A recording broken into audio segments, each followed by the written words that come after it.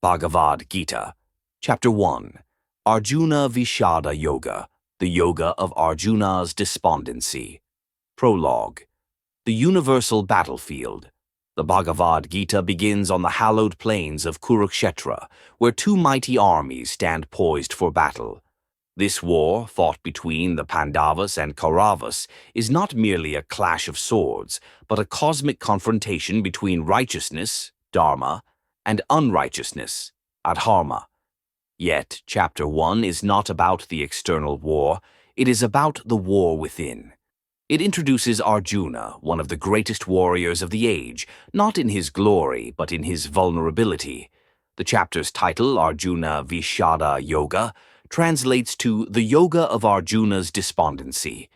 At first glance, despondency and yoga may seem contradictory. How can despair lead to spiritual union or enlightenment?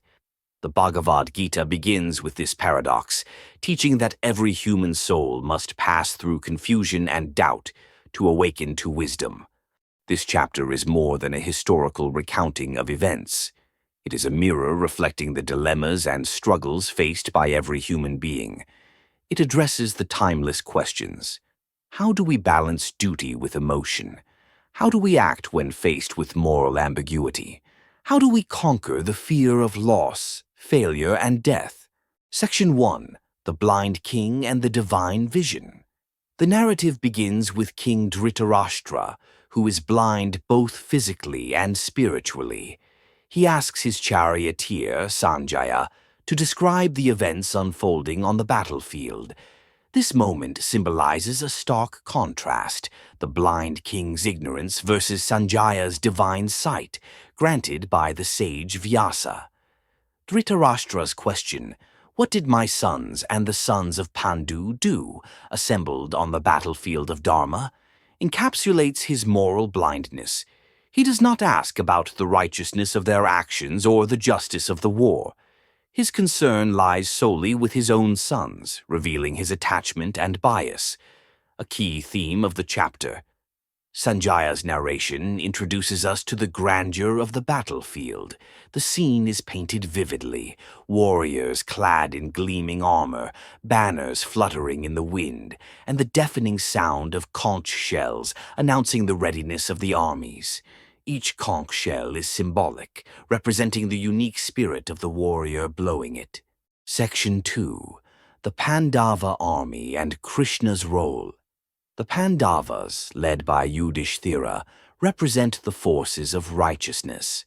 Their army, though smaller, is united by purpose and guided by Krishna, who serves as Arjuna's charioteer. Krishna's choice to not wield a weapon in the war symbolizes his transcendence of material conflicts. Instead, he wields the ultimate weapon, wisdom.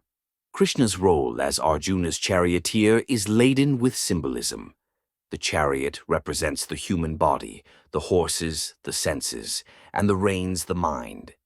Krishna, as the divine charioteer, signifies the soul or higher self, guiding the body and mind through life's battles. Section 3. Arjuna's request and the catalyst for his crisis.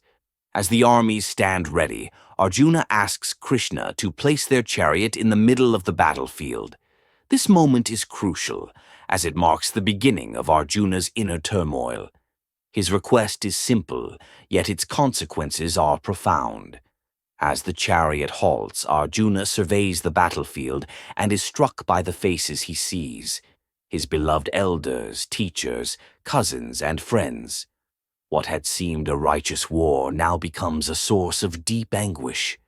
Arjuna's heart trembles, his limbs weaken, and his mind is overwhelmed by sorrow. The bow Gandiva slips from his hands, a powerful symbol of his inner collapse. Section 4. Arjuna's Arguments Against War. Arjuna presents a series of arguments to justify his refusal to fight. These arguments are rooted in morality, compassion, and fear of consequences. Each argument reflects a layer of his inner conflict. 1. The destruction of families. Arjuna fears that the war will lead to the annihilation of entire lineages, leaving families broken and traditions forgotten. He argues that such destruction will result in moral and social chaos, with widows and orphans suffering the most. 2. The loss of Dharma. For Arjuna, the war threatens to erode the very foundations of righteousness. The death of elders and teachers would mean the loss of wisdom and guidance, plunging society into darkness. 3. The sin of killing kin. Arjuna believes that killing one's own relatives, even in the name of justice, is a grave sin. He questions the morality of taking lives, even when the cause seems just. The futility of victory. What is the value of a kingdom won at the cost of loved ones' lives? Arjuna argues that such a victory would be hollow, devoid of joy or meaning. Section 5. The collapse of the hero.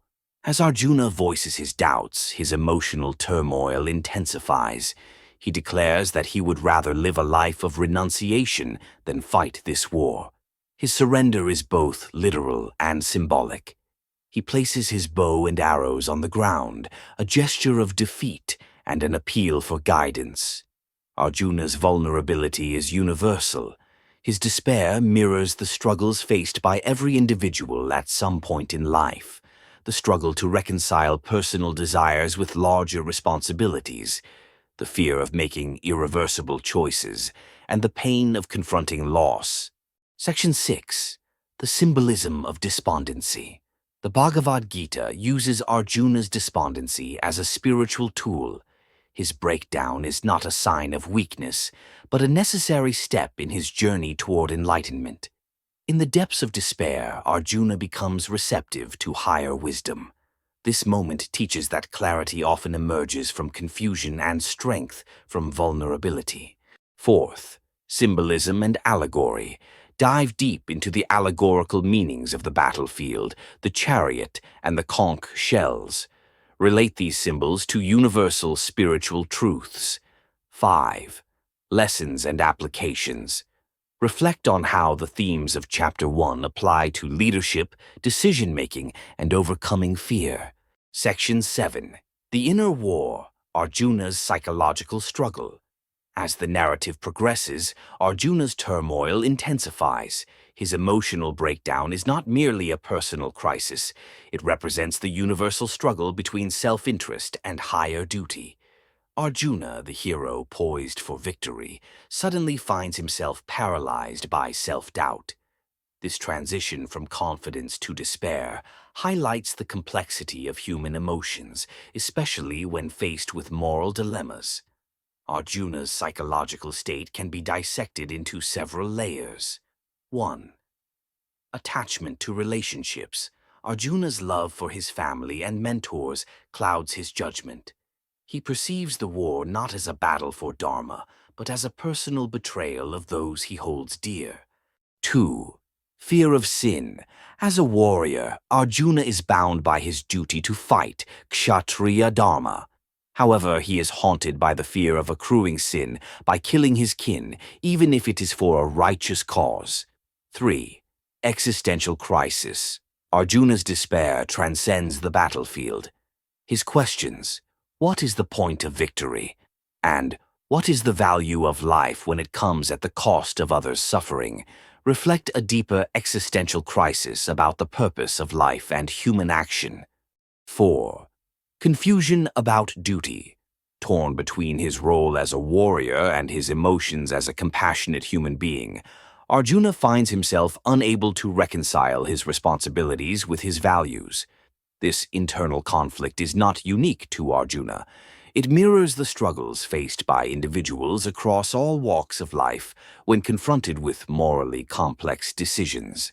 Section 8. The symbolism of Arjuna's bow, Gandiva. The bow Gandiva, which slips from Arjuna's hands as he collapses into despair, holds profound symbolic significance. As a divine weapon, Gandiva represents Arjuna's commitment to his duty as a warrior. Its slipping from his grasp symbolizes his temporary loss of purpose and resolve. In a broader sense, Gandiva reflects the tools we use to navigate life's challenges. When overwhelmed by doubt, we often let go of our weapons, our confidence, determination, and inner strength. Arjuna's struggle to hold on to Gandiva parallels the human tendency to falter under the weight of emotional and moral conflict. Section 9. The consequences of inaction. Arjuna's arguments against war are rooted in his fear of causing harm. However, implicit in his hesitation is another significant dilemma: the consequences of inaction. By refusing to fight, Arjuna risks allowing adharma, unrighteousness, to prevail. This paradox highlights a central theme of the Bhagavad Gita. Inaction is not free from consequences. While Arjuna sees nonviolence as a morally superior choice, his refusal to act would enable Duryodhana's tyranny, perpetuating greater suffering in the long run. Krishna's eventual teachings in subsequent chapters will emphasize this point, urging Arjuna to rise above personal attachments and act for the greater good. Section 10. The field of Dharma, Kurukshetra, as a metaphor. The physical battlefield of Kurukshetra serves as a metaphor for the battlefield of life. Every individual, like Arjuna, faces their own Kurukshetra, a space where inner conflicts and external challenges collide. 1. The opposing armies. The Pandavas and Kauravas symbolize the dual forces within every human being: virtue, dharma, and vice, adharma. These opposing forces constantly battle for dominance in our thoughts, actions, and decisions. 2. The central position of the chariot. Arjuna's request to place the chariot between the two armies signifies the moment of introspection. It is in this middle ground between action and inaction that Arjuna confronts his deepest fears and uncertainties. 3. The role of Krishna. As the divine charioteer, Krishna represents the guiding voice of wisdom and conscience. His presence reminds us that even in moments of despair, divine guidance is always available to those who seek it.